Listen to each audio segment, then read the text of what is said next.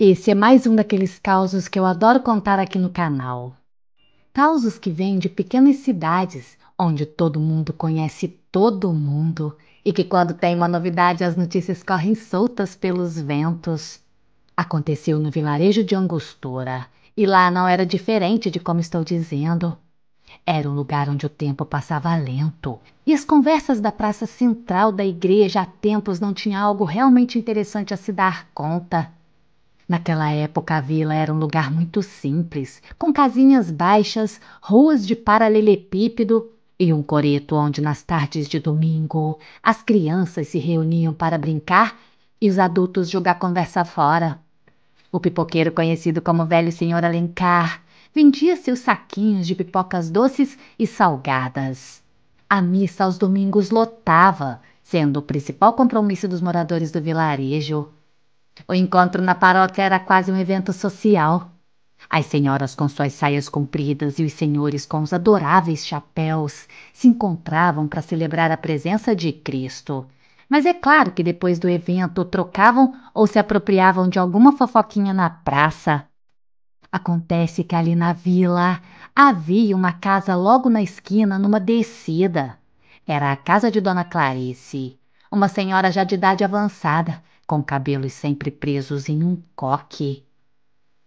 A expressão de Dona Clarice era muito dura, parecida até mesmo com as pedras que calçavam a rua da casa dela. Dona Clarice era frequentadora assídua da paróquia. Sempre se sentava nas primeiras fileiras da igreja, fazendo questões de levar bolos e doces em todos os eventos beneficentes. Tinha o hábito de segurar o velho terço entre os dedos, de uma forma tão apertada que espremia as preces daquelas contas gastas. Mas por mais religiosa que a mulher fosse, algo nela não parecia certo. Isso porque ela era completamente avessa a visitas, qualquer que fosse. Nem recebia, nem tinha, o que todos sabiam, nenhum parente vivo. Os moradores comuns dali nunca eram convidados a entrar na casa dela, coisa que era algo muito estranho em Angostura, um vilarejo onde todos eram tão hospitaleiros.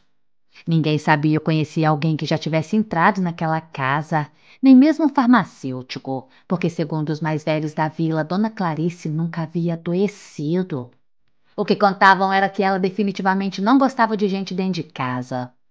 Certa vez, o padre, que era novo por lá e não conhecia a história dela, sugeriu que a capelinha ficasse em sua casa e que fosse realizado o último dia de novena na casa de Dona Clarice. Depois de rezarem, eles seguiriam com a procissão. Só que a oração teria de ser rezada em sua sala. Dona Clarice tirou logo o corpo fora. Ela sempre arranjava uma desculpa em situações assim. Dessa forma, a casa dela foi se tornando algo como um mito local, um mistério que envolvia as mais bizarras conjecturas, principalmente na mente criativa das crianças. Só quem tem espécimes assim em casa sabe do que eu estou falando. Os adolescentes diziam que viam coisas ao passar por lá à noite. Algumas pessoas diziam também sentir arrepios a cruzar aquela rua. Já outros juravam que em noites mais escuras era possível ouvir sussurros lá de dentro, como os sons que fazem quando venta muito. Só que sem vento algum. A propósito, mesmo nos dias mais quentes do ano, todas as janelas de Dona Clarice permaneciam fechadas. Foi nesse cenário que aconteceu algo realmente muito estranho. Tudo teria começado numa tarde tranquila de domingo. O sol começava a se pôr, tingindo o céu de laranja. Naquele dia, Pedrinho e outras duas crianças conversavam no coreto. Eles eram coroinhas do Padre Miguel. Pedrinho era o mais atrevido de todos e o que tinha mais curiosidade acerca da casa de Dona Clarice. Esse menino era conhecido pela curiosidade desmedida. Com apenas 9 anos já era motivo de dor de cabeça para os seus pais, pelo hábito de se meter onde não era chamado. E se a gente entrasse lá pela cachoeirinha? Perguntou ele aos amigos, sabendo que no fundo da casa dela havia uma pequena queda d'água. Eles costumavam buscar bambus para fazer pipas naquelas matas e sabiam que as águas também desaguavam no quintal de Dona Clarice. Pedrinho, no entanto, lembrou-se que estava sob aviso do velho padre. Não, esquece. Se o Padre Miguel souber, nós estamos morto, a menos se vocês não contar. Os outros dois fizeram silêncio e deram de ombros. Então vamos, mas vocês têm que ficar esperto, ele orientou. Os outros então, não menos curiosos que Pedro, estavam decididos.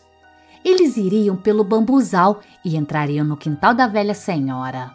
Teriam de ficar à espreita até que ela saísse para a missa. Naquele dia, nenhum dos três estavam escalados como servidores do altar.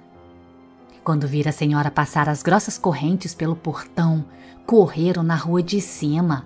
Teriam de dar a volta por trás da igreja, para assim adentrarem o bambuzal, e só depois, fazendo a volta, sairiam nos fundos da casa de Dona Clarice. Isso não tá certo, não tá certo, falava Tino, outro menino. Não vamos fazer nada, Tininho, só espiar, sossega. Andaram pelo mato até que chegaram ao ponto de onde nunca haviam cruzado. É que eles já haviam espionado a casa antes, mas nunca haviam passado da cerca de arame. Quando se deram conta, já desciam a pequena queda que desaguava no quintal da velha. Pedrinho foi o que primeiro desceu. Escorregou e a porta dali era maciça e tinha uma corrente grossa e enferrujada. Nunca que vamos conseguir entrar aí, Pedrinho. Olha as correntes, cê é doido. Pedrinho observava e dava razão para Marcos. Dona Clarice era mesmo uma véia tinhosa. O que é que estava escondendo lá dentro afinal? Eles deixaram a porta de lado e foram até a janela para se certificar de que realmente estava trancada. Também estava. Desistindo, os três deram de costas. Logo anoiteceria e ficaria muito difícil voltar pela mata. Já andavam para subir de volta quando um cheiro insuportável de fumo tomou conta do quintal. Os meninos olharam um para os outros, estranhando o cheiro repentino. Foi quando os três ouviram uma voz chamar pelo nome de Pedro. No início era um som baixo, quase que um murmúrio, mas logo se tornou um gemido perturbador. Pedrinho recuou, arregalando os olhos e perguntando para os meninos enquanto encostavam no barranco. Vocês ouviram? Ouviram? Tá chamando meu nome! Os outros dois, não menos assustados, tampavam o nariz por conta do cheiro. Já davam indícios que correria morro acima, quando um grito rouco de um homem muito velho, talvez, gritou mais uma vez o nome de Pedro. Aquela voz lembrava a voz do vô dele, que era um fumante, uma voz rouca e grave. Aquilo fez com que os moleques disparassem morro acima. O coração deles saltava no peito e por pouco se atropelaram um ao outro. Quando chegaram em suas casas, estavam apavorados. Pedrinho não pôde contar o que tinha acontecido por conta das restrições que ele tinha. Além disso, sua mãe e seu pai estavam na missa. Já Tino contou logo para a mãe o que estava acontecendo, pois além da expressão de terror que o menino carregava, a roupa dele ainda estava infestada com cheiro de fumo de rolo. Isso também aconteceu com as outras duas crianças. O cheiro não deixou a roupa deles nem mesmo depois de esfregadas. Foi assim que a mãe de Pedrinho soube do acontecido. A mãe dos outros dois foram perguntar para Dona Rosa sobre a roupa do mentor daquela invasão. Queriam saber se a mãe de Pedrinho lograra êxito em tirar o mau cheiro. A senhora respondera que não só não conseguiu tirar, como o quarto do filho estava infestado com aquilo, levando ela até mesmo a questionar se o menino estava fumando escondido. Pouco a pouco, todo o vilarejo veio a saber da peripécia daquelas crianças naquela tarde. Dona Clarice, ao saber, não foi tomar nenhuma saída, tentava esconder a todo custo. No entanto, para não inflamar ainda mais a vila tão sossegada, ele deixou que as coisas seguissem como estavam. Dona Clarice veio a morrer aos 96 anos de idade. Pedrinho já era pai quando a velha se foi.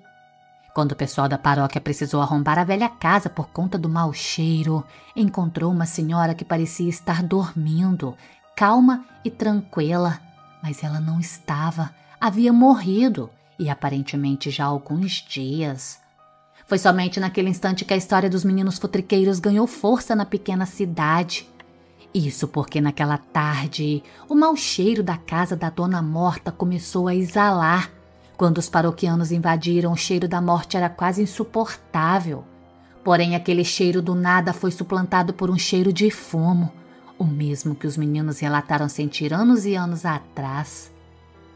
A casa de Dona Clarice acabou sendo derrubada e posteriormente acabou virando uma biblioteca da prefeitura ali na praça. Ela não tinha ninguém a deixar aquele lugar.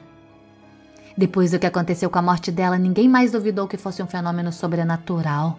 Porém, nunca ninguém soube dizer do que é que se tratava, tampouco que a velha beata estranha escondia.